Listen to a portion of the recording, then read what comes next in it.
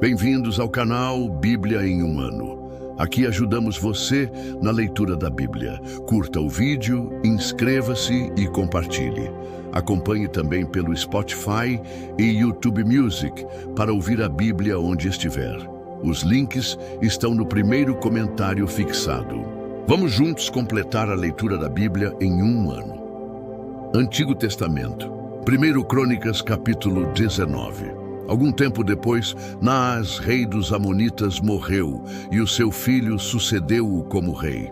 Davi pensou: serei bondoso com Hanum, filho de Naás, porque o pai dele foi bondoso comigo. Então, Davi enviou uma delegação para expressar condolências a Hanum pela morte do seu pai. Quando os servos de Davi chegaram à terra dos Amonitas para expressar condolências a Hanum, os líderes amonitas lhe disseram: achas mesmo que Davi está honrando o teu pai ao enviar mensageiros para expressar condolências? Não percebes que Davi te enviou estes servos como espias para examinarem a terra e destruí-la? Então Hanum prendeu os mensageiros de Davi, rapou-lhes a barba, cortou metade das roupas deles até as nádegas e os mandou embora. Quando Davi soube disso, enviou mensageiros ao encontro deles, pois haviam sido profundamente humilhados, e mandou dizer-lhes: fiquem em Jericó até que a barba cresça e retornem em seguida. Vendo Hanum e os amonitas que tinham atraído sobre si o ódio de Davi, alugaram de Aram-Naaraim, de Aram-Maaca e de Zobá, carros de guerra e condutores de carros, por 1.000 talentos de prata. Alugaram 32.000 carros de guerra, e os seus condutores contrataram o rei de Maaca com as suas tropas, o qual veio e acampou perto de Medeba. E os amonitas foram convocados das suas cidades e partiram para a batalha. Ao saber disso, Davi ordenou a Joabe que marchasse com todo o seu poderoso exército. Os amonitas saíram e se puseram em posição de combate à entrada da cidade, e os reis que tinham vindo se posicionaram à parte em campo aberto. Vendo Joabe que estava cercado pelas linhas de combate, escolheu alguns dos melhores soldados de Israel e os posicionou contra os arameus. Pôs o restante dos homens sob o comando do seu irmão Abisai e os posicionou contra os amonitas. Joabe disse a Abisai: se os arameus forem fortes demais para mim, venha me ajudar. Se, porém, os amonitas forem fortes demais para você, eu irei ajudá-lo. Seja forte e lutemos com bravura pelo nosso povo e pelas cidades do nosso Deus. Que o Senhor faça o que for bom aos olhos dele.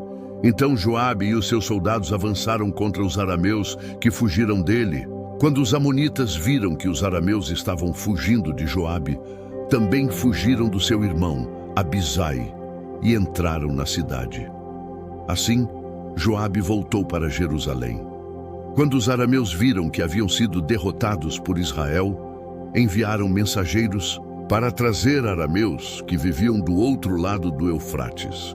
E Sofaque, o comandante do exército de Hadadezer, veio à frente deles. Informado disso, Davi reuniu todo o Israel e atravessou o Jordão. Avançou contra eles e formou linhas de combate defronte deles.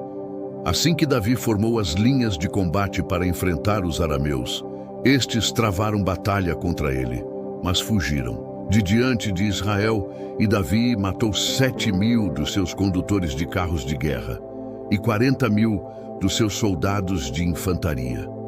Também matou Sofaque, o comandante do exército deles. Quando os vassalos de Hadadezer viram que tinham sido derrotados por Israel, fizeram as pazes com Davi e se sujeitaram a ele. A partir de então, os arameus nunca mais quiseram ajudar os amonitas. 1 Crônicas, capítulo 20. Na primavera, época em que os reis saíam para a guerra, Joabe conduziu o seu exército até a terra dos amonitas e a arrasou. Enquanto Davi ainda estava em Jerusalém, Joabe cercou Rabá, a capital, atacou-a e a deixou em ruínas. Davi tirou a coroa do rei deles e ela foi colocada na sua própria cabeça. A coroa era de ouro de 1 talento e ornamentada com pedras preciosas. Ele trouxe uma grande quantidade de bens da cidade e trouxe também os seus habitantes, designando-lhes trabalhos com serras, picaretas de ferro e machados. Davi fez assim com todas as cidades amonitas.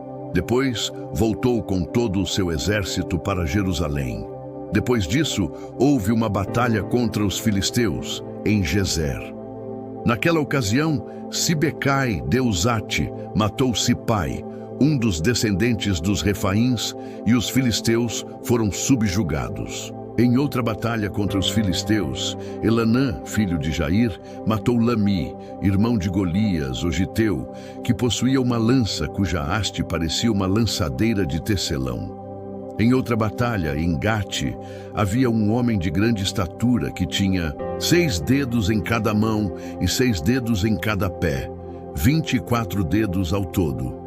Ele também era descendente de Rafa e desafiou Israel, mas Jonatas, filho de Simeia, irmão de Davi, o matou. Estes eram descendentes de Rafa, em Gate, e foram mortos por Davi e os seus soldados. 1 Crônicas, capítulo 21. Satanás levantou-se contra Israel e incitou Davi a fazer um recenseamento do povo. Davi disse a Joabe e aos outros comandantes do exército: vão e contem os israelitas desde Berseba até Dan, e tragam-me um relatório para que eu saiba quantos são. Joabe, porém, respondeu: que o Senhor multiplique o povo dele por 100. Ó rei, meu senhor, não são, porventura, todos eles súditos do meu senhor? Porque o meu senhor deseja fazer isso? Porque deveria trazer culpa sobre Israel? No entanto, a palavra do rei prevaleceu, de modo que Joabe partiu, percorreu todo o Israel e depois voltou a Jerusalém. Joabe apresentou a Davi o relatório do recenseamento do povo. Em todo o Israel havia 1.100.000 homens capazes de manejar a espada, e em Judá 470.000. Joabe, porém, não incluiu as tribos de Levi e de Benjamim na contagem, pois a ordem do rei lhe parecera absurda. Essa ordem desagradou a Deus, por isso ele puniu Israel. Então Davi disse a Deus: pequei gravemente com o que fiz. Agora eu te imploro que perdoes o pecado do teu servo, porque cometi uma grande loucura. O Senhor disse a Gade, o vidente de Davi: vá dizer a Davi: assim diz o Senhor, dou a você 3 opções.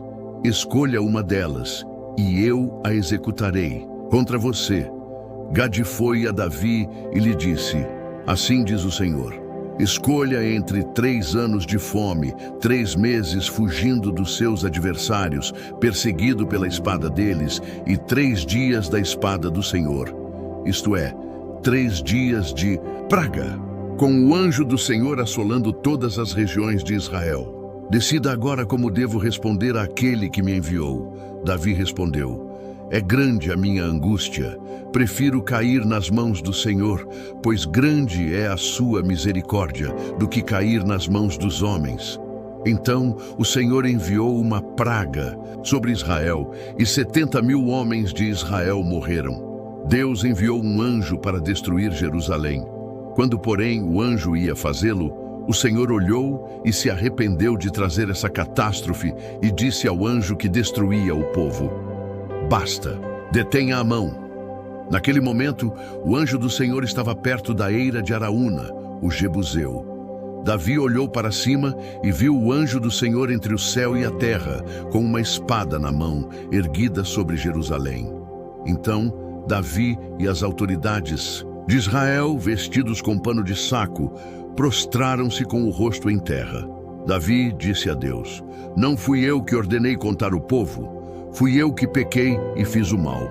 Estes não passam de ovelhas.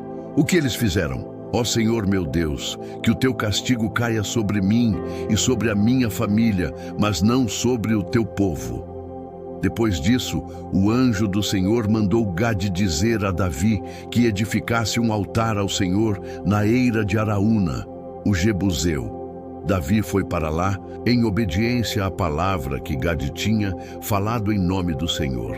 Araúna estava debulhando o trigo. Virando-se, viu o anjo, e os seus 4 filhos, que estavam com ele, se esconderam. Nisso chegou Davi. Quando Araúna o viu, saiu da eira e prostrou-se diante de Davi com o rosto em terra. Davi lhe pediu: ceda-me o terreno da sua eira, para eu edificar um altar em honra ao Senhor, a fim de que cesse a praga sobre o povo. Venda-me o terreno pelo preço justo. Araúna, porém, disse a Davi: que o meu senhor e rei fique com ele, e faça o que parecer bom aos seus olhos. Eu darei os bois para os holocaustos, o debulhador para servir de lenha e o trigo para a oferta de cereal. Tudo isso dou a ti. O rei Davi, porém, respondeu a Araúna: não, faço questão de pagar o preço justo. Não darei ao Senhor aquilo que pertence a você, nem oferecerei um holocausto que não me custe nada. Então Davi pagou a Araúna 600 siclos de ouro pelo terreno. Davi edificou ali um altar ao Senhor e ofereceu holocaustos e ofertas de comunhão. Davi invocou o Senhor, e o Senhor lhe respondeu com fogo que veio do céu sobre o altar de holocaustos. O Senhor ordenou ao anjo que pusesse a espada na bainha. Nessa ocasião, Davi viu que o Senhor lhe havia respondido na eira de Araúna, o Jebuseu, e passou a oferecer sacrifícios ali. Naquela época, o tabernáculo do Senhor que Moisés fizera no deserto e o altar de holocaustos estavam no santuário em Gibeon. Davi, porém, não podia consultar a Deus lá, pois tinha medo da espada do anjo do Senhor. Novo Testamento, João capítulo 8, versículos 1 ao 27. Jesus, porém, foi para o Monte das Oliveiras. Ao amanhecer, ele apareceu novamente no templo. Todo o povo se reuniu ao seu redor e ele se sentou para ensiná-lo. Os mestres da lei e os fariseus trouxeram-lhe uma mulher surpreendida em adultério. Fizeram-na ficar em pé diante de todos e disseram a Jesus: Mestre, esta mulher foi surpreendida no ato de adultério. Na lei, Moisés nos ordena apedrejar tais mulheres. E você, o que tem a dizer? Eles estavam usando essa pergunta para testá-lo, a fim de terem fundamento para acusá-lo. Jesus, porém, inclinou-se e começou a escrever no chão com o dedo. Visto que continuavam a interrogá-lo, ele se levantou e disse: Se algum de vocês estiver sem pecado, seja o primeiro a atirar pedra nela. Ele inclinou-se novamente e continuou escrevendo no chão. Os que o ouviram, acusados pela consciência, foram saindo, um de cada vez, começando pelos mais velhos, até que Jesus ficou só com a mulher que estava diante dele. Então, Jesus pôs-se em pé e perguntou-lhe: Mulher, onde estão eles? Ninguém a condenou? Ninguém, Senhor, disse ela. Jesus declarou: Eu também não a condeno. Vá e de agora em diante abandone a sua vida de pecado. Falando novamente ao povo, Jesus disse: Eu sou a luz do mundo. Quem me segue nunca andará em trevas, mas terá a luz da vida. Os fariseus lhe disseram: Você está testemunhando a respeito de você mesmo. O seu testemunho não é válido. Jesus respondeu: Ainda que eu mesmo testemunhe em meu favor, o meu testemunho é válido, pois sei de onde vim e para onde vou. Vocês, porém, não sabem de onde vim nem para onde vou.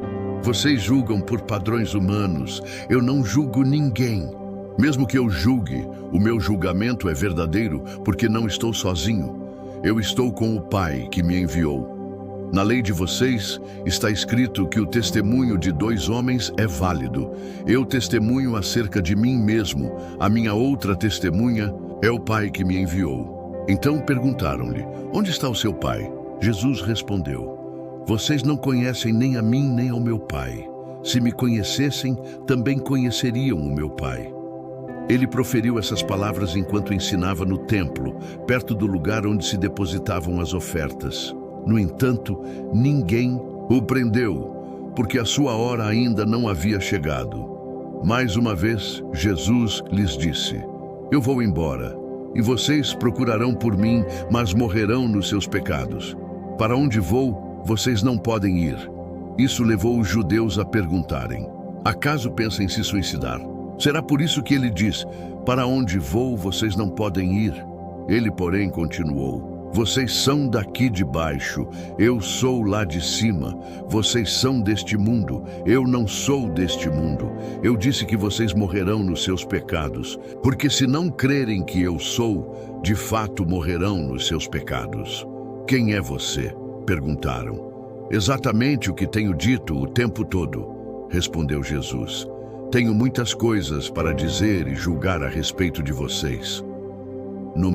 Entanto, aquele que me enviou é verdadeiro, e digo ao mundo aquilo que dele ouvi. Eles não entenderam que lhes falava a respeito do Pai. Obrigado por chegar até aqui. Curta o vídeo, inscreva-se no canal e compartilhe com aqueles que são importantes para você. Que Deus nos ajude a completar esta jornada. O Senhor te abençoe e te guarde. O Senhor faça resplandecer o seu rosto sobre ti e tenha misericórdia de ti. O Senhor sobre ti levante o seu rosto e te dê a paz. Até amanhã.